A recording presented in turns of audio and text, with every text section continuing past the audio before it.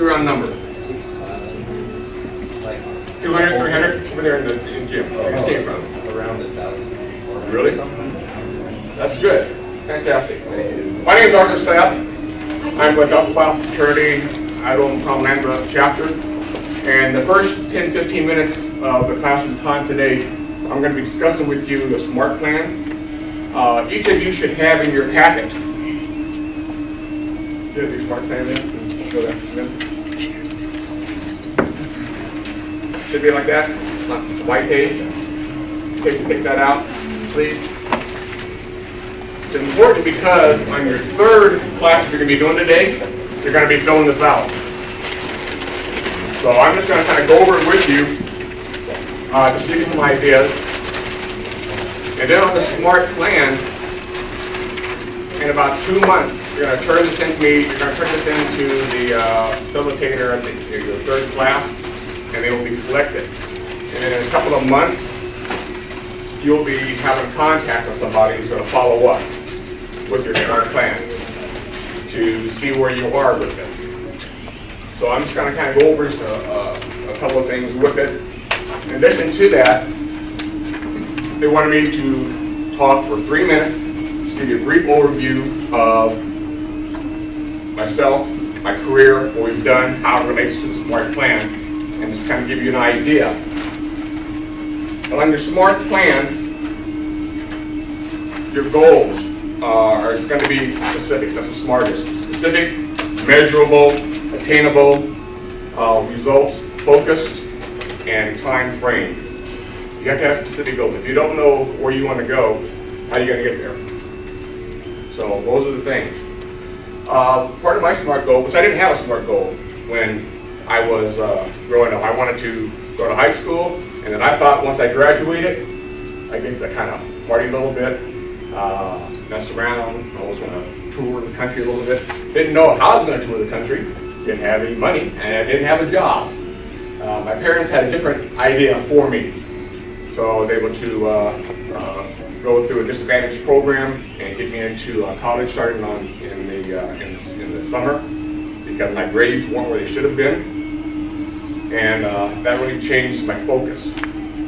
My goal was I wanted to become be involved in some area of law enforcement. I thought I wanted to be a lawyer. Thought I wanted to be an investigator. Thought I wanted to be a police officer. I wanted to do something in the area of law enforcement because I wanted to be able to give back to my community. This is my community. I've been in Colorado Springs for 62 years. I've traveled throughout the country and the world, but this is my home. So I wanted to give back to here. So with my goal was, like I said, be somewhere in the area of law enforcement. In order to get that goal, I had to look at what I needed to accomplish that, and that was a minimum of education. At the time, you had to have at least your high school education to be involved in any type of law enforcement. But I wanted to be a lawyer, so I know I had to go to college. So I had to start planning on what I wanted to do. So I started that structure, I started that area, I went up to the University of Colorado, and in the summer months, I hired on with the Colorado District Attorney's Office here, El Paso County District Attorney's Office, and I worked for them. But while I was there, I found out that I really didn't want to be a lawyer because I just didn't want to sit there and go through stacks of paperwork. I wanted to be my own boss. So while I was there, I had an opportunity to do some investigations. And that's what I really found that I had a passion for. And I loved investigations. So I was able to do some investigating, did some research for them, and then I wanted to go further. And through contacts, I was able to get an offer through the FBI in Washington, D.C., where I went up there and worked in the General Investigation Division. I did not have a college degree at the time, but there was a program that said if you don't have a college degree, you can work for us for 5 years, and then you can earn time and credit to become an agent. Well, after I was up there, I found out I didn't want to become an agent. I didn't like the way things were structured. But at the time, my brother was here in Colorado Springs. He was hired on by the Colorado Springs Police Department and said they are trying to hire minorities and come back. And I did that. So I came back here, hired on the police department, and I stayed with the police department for 33 years. I was retired in 2008. My goal was to, at the very end, I wanted to be able to say I can retire and I want to be able to live comfortably. I want to be able to say I had a job, I have income, I own my own home, and I don't have to be working at the age of 72 saying, do you want fries with that? Okay? And that's something that you got to think about. Because 72, 82 working at McDonald's, that is not a goal. That is not a goal. So you want to be able to give back. So on your SMART goal, those are the things that you want to look at. Do I have a specific goal? Am I specifically focused? I want to be able to have a PhD. Okay, so what does it take? You have to have what? High school education? How many years of college do you have to go through? Again, you have to have at least 4 years of college. You have to attain that. After that, you have to have at least a master's. 2 more years for that. Then you have to have a PhD. Are those things free? How are you going to finance it? Am I going to have a loan? Student loans, watch out. Use student loans for study, not buying pizzas and not buying cars. People get in trouble that way. So be focused on that. So that's what a SMART plan is, just a list of how you want to get from point A to point B. So think about what you want to do, where you want to go, whether it's education, whether I want to be the best mechanic over here, whether I want to be a trainer, whatever, because at your 3rd class, they're going to ask you, you got to fill this out, and you're going to be specific. Not much, and then you're going to give a 3-minute presentation on your SMART plan, so which you understood. How are you going to get to where you are? Okay?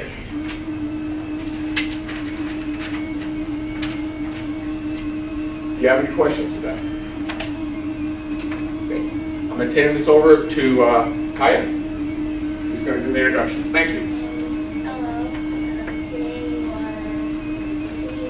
on prototyping 3D imaging. My name is Kaya Drummond. I'm a sophomore from Forest High School, and our presenter is This ball is an RL native, and she has a chemical degree from Colorado and also a master's in business from CSU.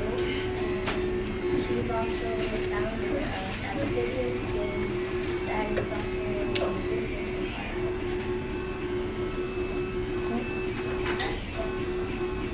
Hi, I'm Diana Hall. I own my own business. I do amphibian skin, which is 3D printed exoskeleton devices. And do you guys know what exoskeletons are? Do we have exoskeletons?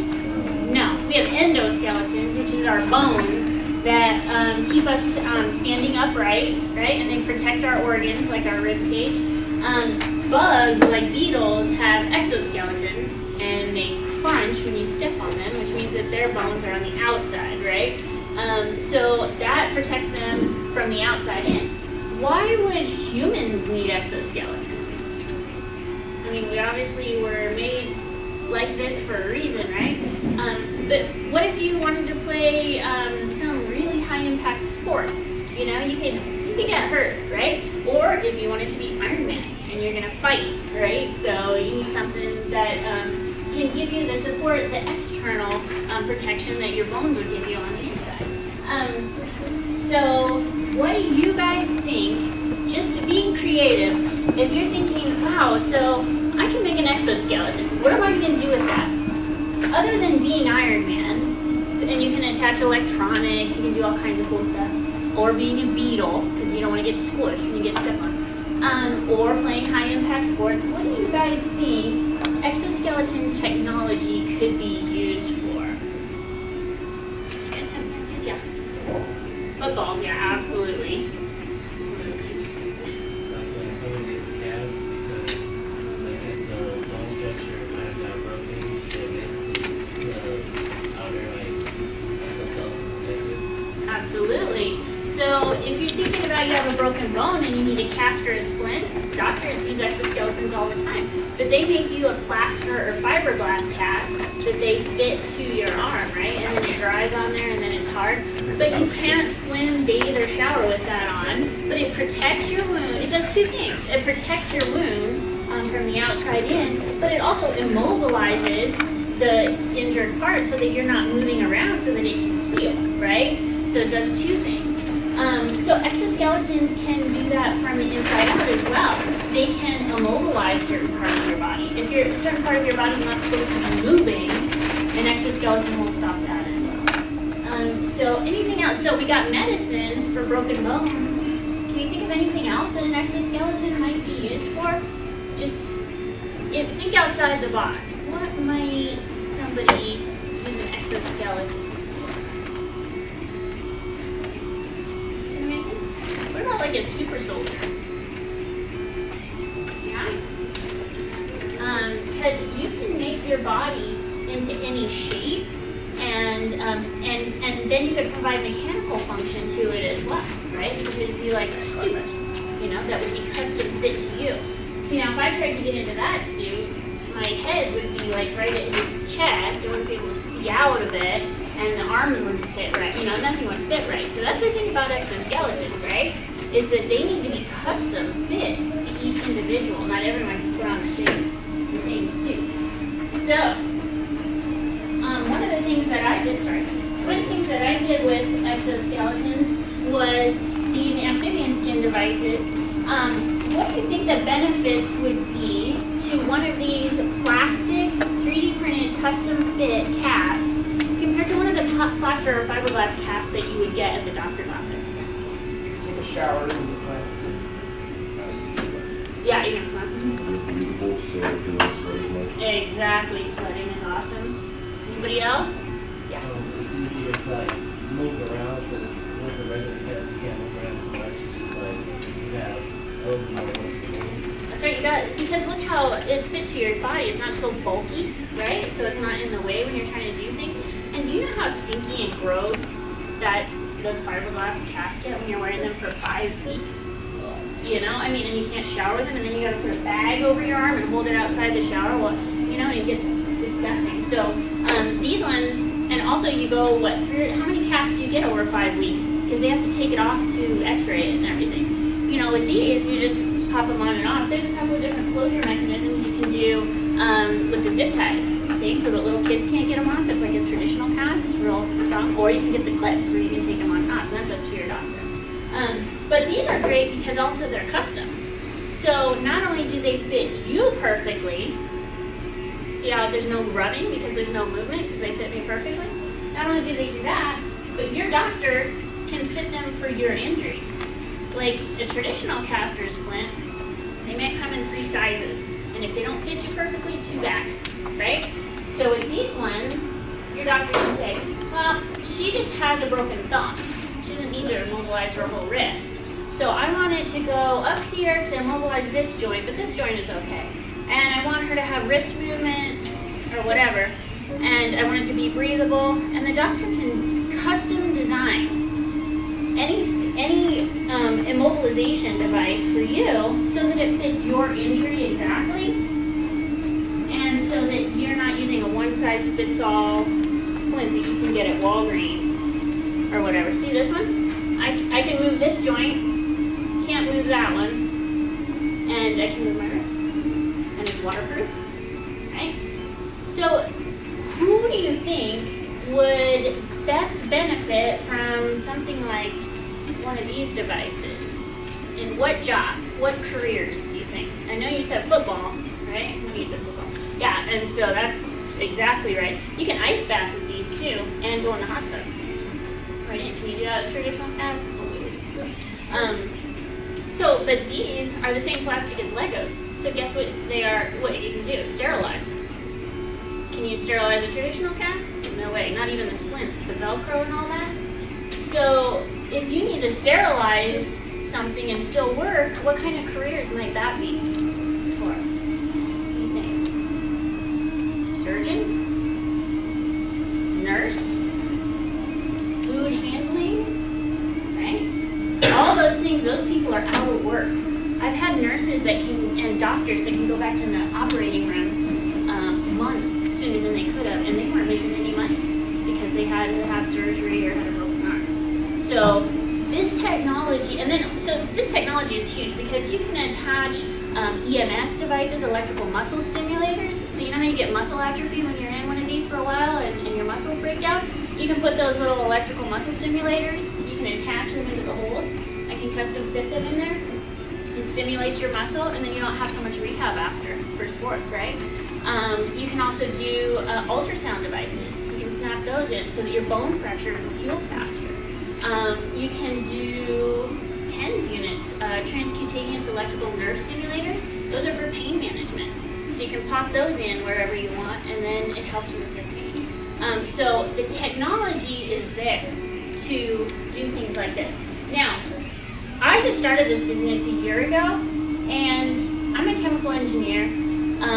I wasn't doing anything like this. I was working in software. I was doing cell phone software testing, whatever. And I saw kids coming in, because I was a mentor, and I saw kids coming in with injuries all the time and these disgusting casts. I mean, this one kid, he had food down in there, and it smelled bad, and one guy had a stick and a rock, and he was scratching down in there with like a coat hanger. And I thought, oh my gosh, why are we doing this? You know, this is so stupid.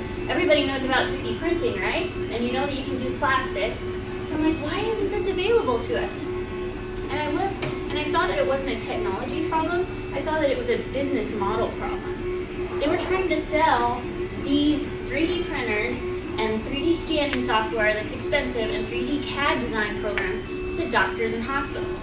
Do doctors and hospitals have time or expertise to do any of this? No. So nobody was getting them. So I was like, so what are we going to do about that? Can I, as an engineer, have it be outsourced, have it be a separate business that I could then market to the doctors and the hospitals so that they could have these available to their patients? And so when I thought of that, I thought, all right, I'll see if I can make it happen. Started a business plan, started making a prototype. So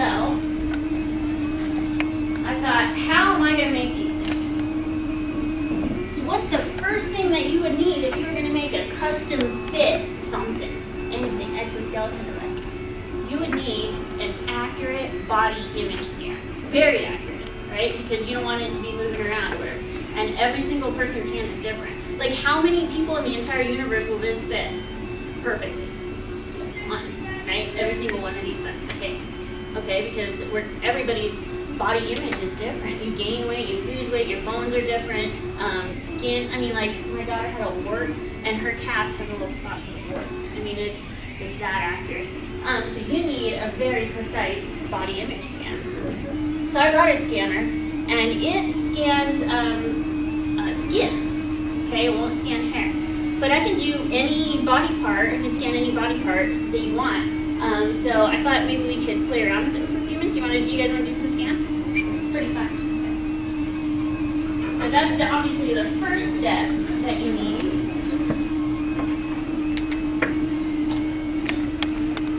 Okay, so here's one I have of somebody's arm. Do you see the veins and the musculature in here? This is accurate to the 0.5 millimeter. So do you see how his cast would fit in perfectly? I cut his fingers off because I didn't need it, but. So let's scan one of you guys, just for one. All right. Where's my first victim? Come on in. So this is just white light reflecting off your skin. It's just like a flashlight. Don't trip me up. All right, pull your sleeve up. All right, so this is white light, just like a flashlight. It's going to reflect off of his skin, and then this is going to have the camera on it, and it's going to show up here on the screen, okay? Hold your hand out and hold it nice and still for me, okay? Do you guys see the image coming on the screen? You see how I'm reflecting off the surface of his skin?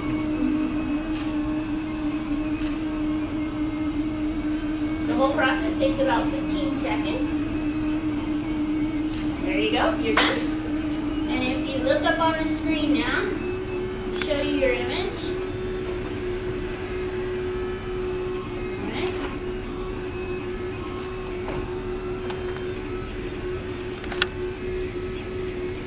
Alright. So, this software is pretty nice. It's going to guess on these parts on his fingertips where I didn't scan, and that's fine. Because all you need is the area that you want to cover with your exoskeleton. So if you're not doing the fingers, then it doesn't matter. As soon as this thing does this, I'll show you up close. So after I get get this image of somebody. The cool thing about this is that this is in the clinics, so the doctors can do it. You know how you normally go in and there's a casting tech and he positions you in the right position to be immobilized? So they do this part in the doctor's office. See how it made it funny on the tips of his fingers because I didn't scan that part? So that's fine. So do you see here his knuckles and his veins and everything? Do you see these marks inside his palm? His cast would be custom fit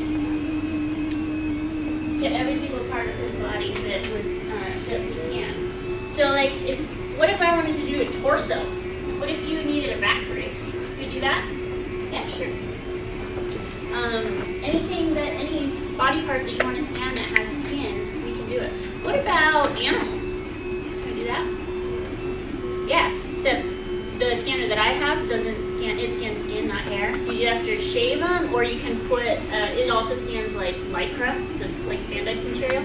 So like a baby head, you can put a little cap on them and scan them, you know, so, and with dogs too, you can put a little stocking on them and scan. So, but there are different scanners for different things. So that's why whatever you wanted to do, if you wanted to do car parts, like Jay Leno, right? He does 3D printed custom car parts, yeah. So he scans in a part, and then he'll 3D print himself. Does anybody else want to get scanned? Yeah, come up, I'll do your face. I make masks, which is fun, because you can be like, so like, say you wanted to be your brother for Halloween. You just scan his face. Okay, close your eyes. Okay, now stay real still.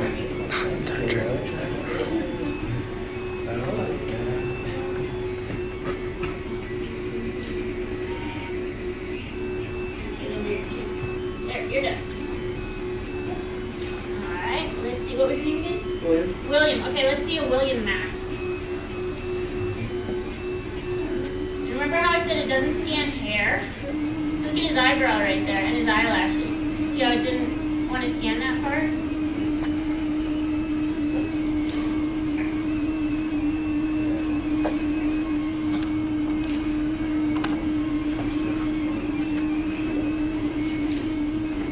See, this thing guesses and it fills it in for you. See how I didn't want to scan his hair at all?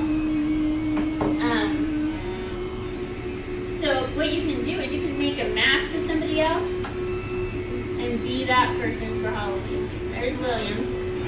So what I could do is I could 3D print a mask and everyone could be William for Halloween.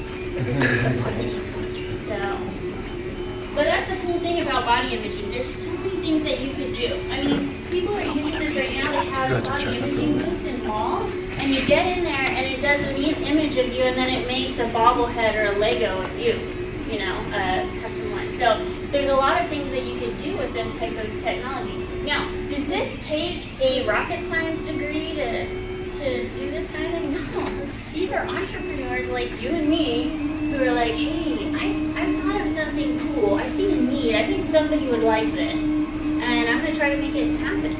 And that's the whole thing about entrepreneurship and about prototyping and 3D printing, okay? So, let me get back to the top here. Alright, so.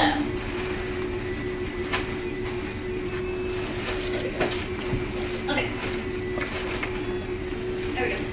So, innovation is about thinking of something new that nobody has done before, and then thinking of a creative way to solve that problem. Now, is it just about creativity? Like, if I thought this up, but it cost me $400 to make one, and your insurance would reimburse at $200, is that a viable product? No. So, because hardly anybody's going to buy it. You might have a tiny market. So there's more than just prototyping that you need to think about. You need to think about how many people would buy this, and how much does the scanning equipment cost, and would doctors be able to use it in their office, or is it too difficult to use? So you need to think through all the business model steps as well. So not just about what's cool, but that's the first step, right? The first step is you think, what's cool, right? What's new that nobody has thought of yet and that I could do. That's the first step. And then the second step is to think, how can I make this an actual viable product? So that's what prototyping is.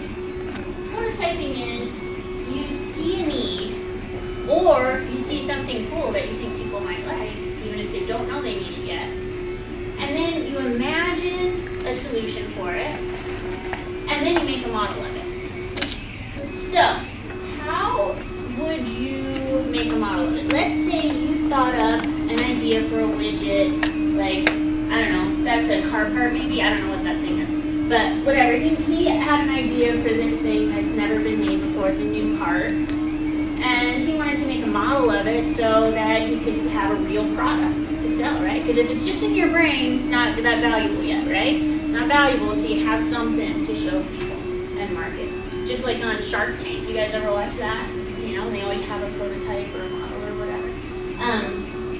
3D printing is a fantastic way to do that because you can make a custom device just using 3D CAD. You can design it yourself. Did you know that there are so many free 3D CAD softwares online, like 3D Design, 1-2-3D Design is a good one. There's Blender. There's all kinds of free software that you can use just on the internet, at the library, or anywhere. And you can design your own products, your own parts, whatever is in your brain that's not there yet that you think would improve a product or make something easier or better or something brand new, you can design it. Then once you design it, you know, the library and some other resources have 3D printers that you can use. This 3D printer I built from a kit for $1,000. This printer right here, $250. So it's not that expensive if you decide that you want to do prototyping, but you can also use resources that are already there to get your product made, okay? And then this is not going to be making a device that's going to be a functional car part. I mean, as you can see, this is plastic, this is ABS plastic. If you need it made out of metal, you need a different printer, or you can just make the prototype out of whatever you got, even if it doesn't function yet.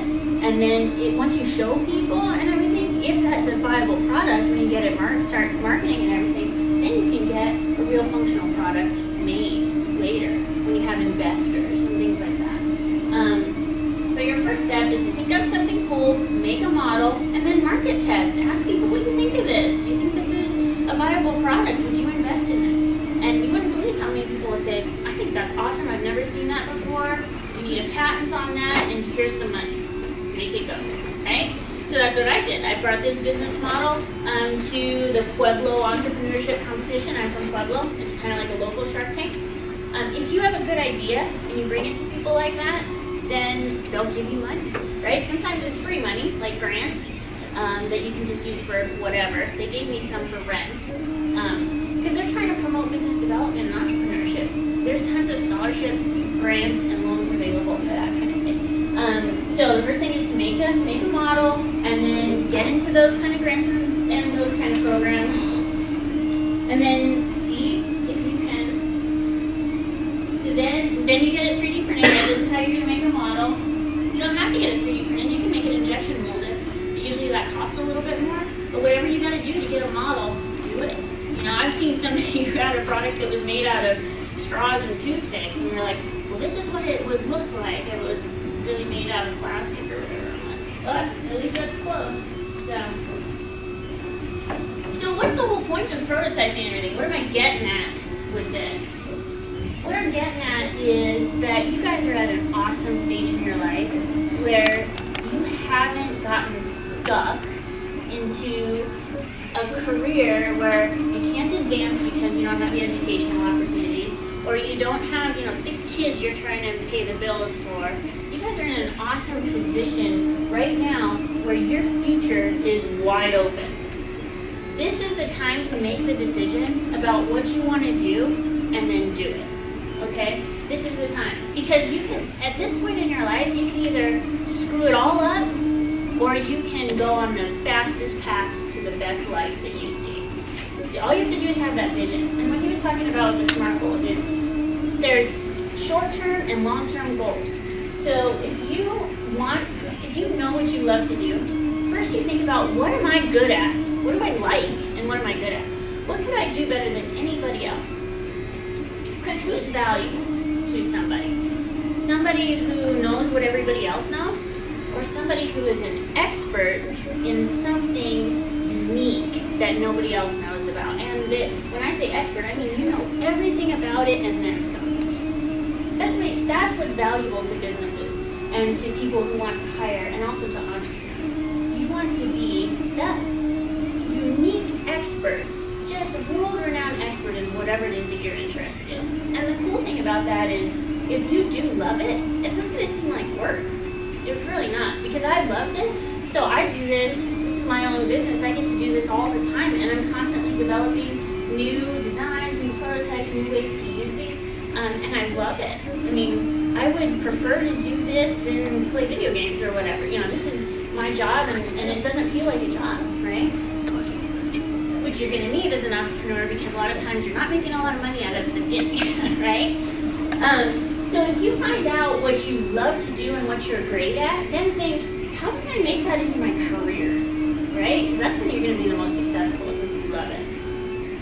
So think about how you can make it into a career, and then when you find it, just go for it. Make your long-term goals to say, I know what I want to do. I want to be the best world-renowned veterinarian for specializing in elephant birthing. I don't know, whatever. Whatever your thing is that you love to do. That's your long-term goal. You want to be that expert. And then think about, okay, what can I do today to get there? And what can I do this week? What can I do this month? What degree do I need? Da, da, da. And then map it all out. And then every single day when you get up, put that goal in the forefront of your mind. And then everything that you do that day, focus toward that goal. And eventually, and you're going to every day be walking toward that goal. And the stuff that can keep you from that goal, like doing stupid things like, partying, driving drunk and getting a ticket, they can, ruin your record, getting pregnant or somebody else pregnant, or, doing drugs or failing in college or whatever, not focusing, studying, whatever. All of those things, they won't be such a distraction to you because you got your goal in mind. So when somebody says, hey, do you want to stay up all night and party and do questionable things, you're going to be like, my goal, is that going to get me there or is that going to not? And then it won't be such a hard decision to go for what you want to go and go for the best thing in your life. And then when you get there, I promise you, it will be worth it. So it says, you start by doing what's necessary. That's what you're doing right now. Then you do what's possible, and then you can do the impossible. So right now in your life, you got to think, what's the impossible dream that I have? What's my vision of that I want to develop this new product or I want to do something? What's your impossible dream? And then start by doing what's necessary to get there, which is school and all that stuff that you have to do every day, right? And then once you get to, okay, I've done what's necessary, I have my degree, I'm ready, then you do what's possible. All right, so what can I do? I can make the model, right? I can make a prototype, then I can market it, I can do those, that's what's possible. And then when you get to this stage where I'm at, now I can think about what's the impossible? Now what do I need to do with this, right? Anything's available to you. So, all that said, I thought we could play around a little bit. I brought some clay for everybody, and I thought that we could think about think about something creative, a prototype that you think of that would be cool. It could be an exoskeleton, like a web slinger, I don't know. Whatever you're thinking of that would be cool. It can be an exoskeleton, you can make it on your own hand or arm, or you can design a widget, something that you think would be interesting or unique or needed by people. And it doesn't matter if what you're thinking of is metal or whatever. This is just get the shape down, get the idea, start playing with it, and just let your creative juices flow. You can make 5 or 6 things or whatever, but just use your imagination and think of something that isn't not available to you right now. Maybe it's a new smartphone app. Obviously, you can't make that with clay. But the whole point of it is while you're playing with the clay, So you think outside the box of what's already there. You guys are way more creative than us old people are because we've already been brainwashed by college and our parents and all that kind of stuff. You guys are way more creative than we are. So you guys can see also markets for your age group that we have no concept of. So that's your value and use it. That's your competitive advantage right there. You're young, you're creative, you don't have all this messed up stuff in your head from like we do. So yeah, so be creative, have some fun. This is how I first made my first cast. Right? I made one out of clay on my arm and I thought about it. How would this immobilize people like a cast but also be breathable? You know? So make your own, you can make your own cast. If you were gonna make a cast like this, how would you design it? Would you put the Broncos logo on it? Would you, maybe make a Picasso face on it? Would you make it solid so that you could do electromagnetic simulators through it? Yeah, just be creative. Do whatever you want. There's a whole bunch of stuff to show here. While you're playing with that, does anybody have any questions about prototyping or entrepreneurship? Okay, so this cast, do you see how... question? The question was, how long does it take to make one of these casts? So this one is, I started it this morning, as you can see. So what's going on here is, this is the plastic right here, it's the ABS, it's in this spool, it's the same plastic as Legos. It's feeding down here into this tube and out through this really hot end down here. It's at 250 degrees Celsius, which is really hot. And it's melting the plastic and it's layering it in these 1/2 millimeter layers. And as you can see, it's going by layer all the way up. This is a 12-hour print, so it takes a while to print, right? But as you know how with plastic casts, they have to shape it right onto your arm. So these are actually custom fit, but this is how they're fabricated. And 3D prototyping and 3D printing the technology is changing so much that within a year, maybe a couple years, we'll be popping these out in 10 minutes in the doctor's office. You know what I mean? So it's just a matter of time.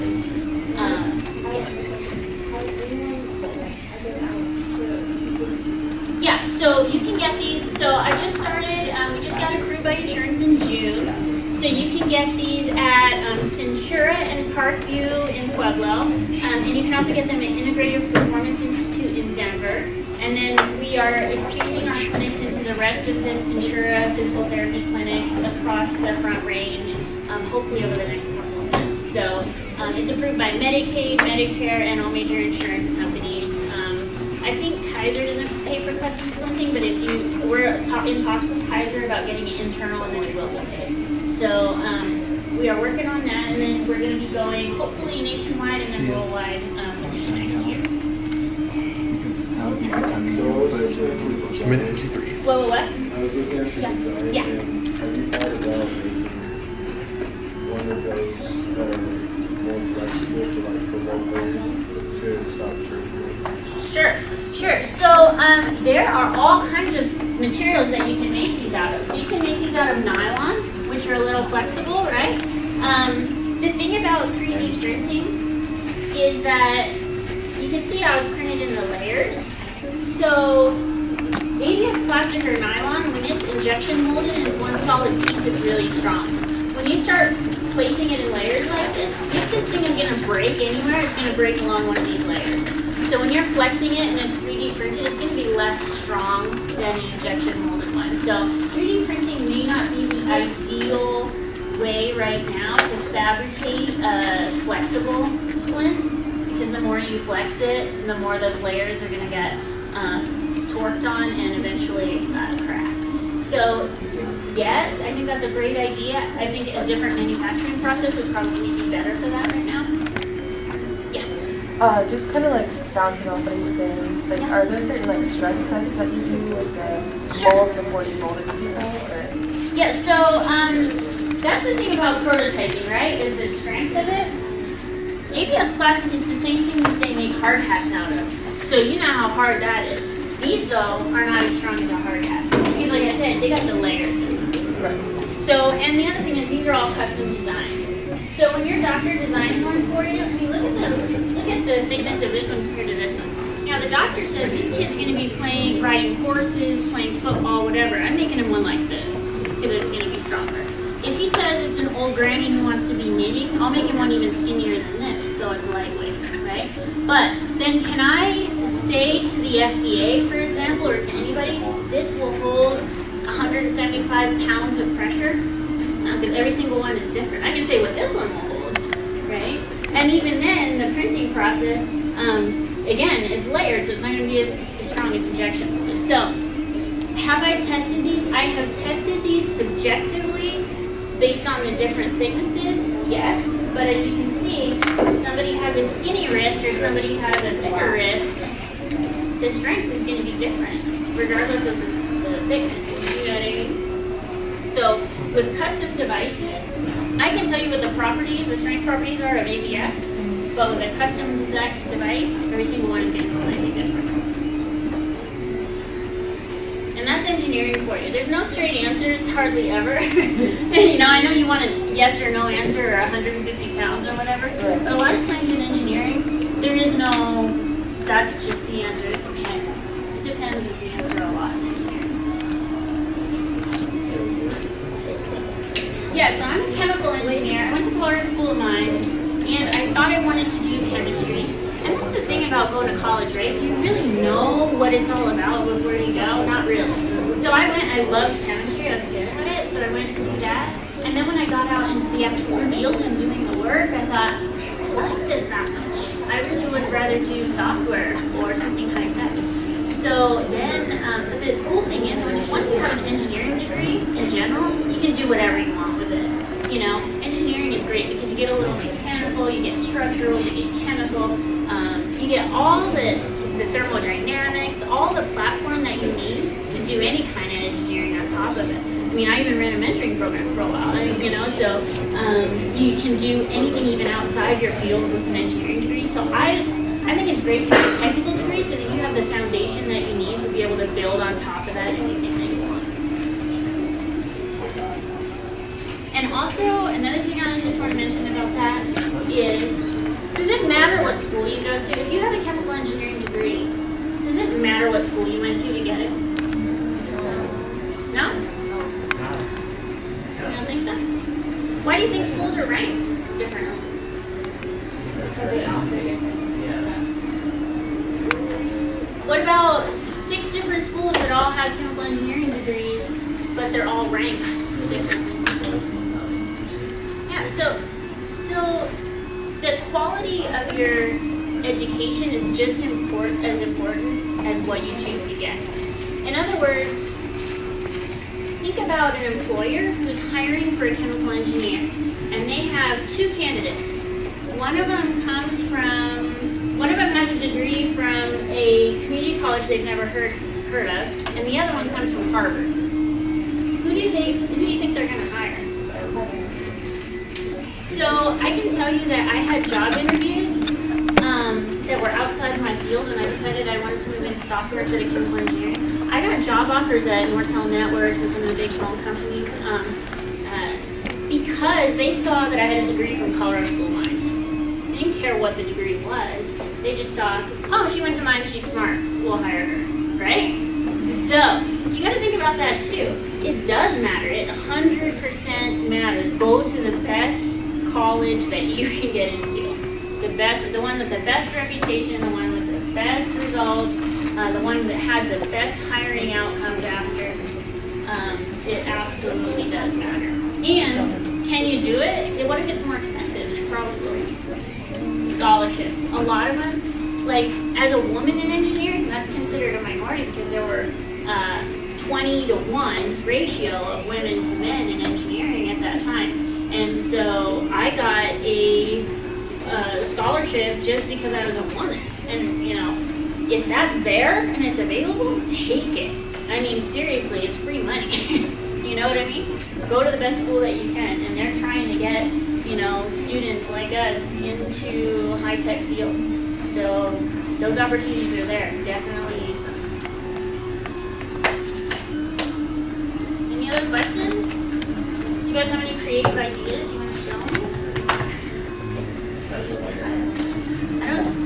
anyone making any exoskeletons here? Is this just my fan? It's the Oh, that's yeah. So that's the other thing is material science, right? Would that be a cool degree to have? Material science? Yeah. Oh my gosh, he sculpted Albert Einstein. So I have seen 3D printing is huge in 3D design because there are guys who are doing, you know, making things like Albert Einstein or whatever, and they're selling them. That's a marketable product as art. 3D printed art is a big thing. So it's kind of too sticky. Yeah. So I had to make 70 pounds of Play-Doh, so I didn't purchase this clay. The clay would have gotten everywhere, so this was our best option, I think. But yeah, material science is a cool field to get into because then you know all the properties of metals and plastics and all that, and you can think of the best, most functional products, what you make them out of, and you can even combine different materials to make new combinations of materials that nobody's ever used for 3D printing or for any type of machine.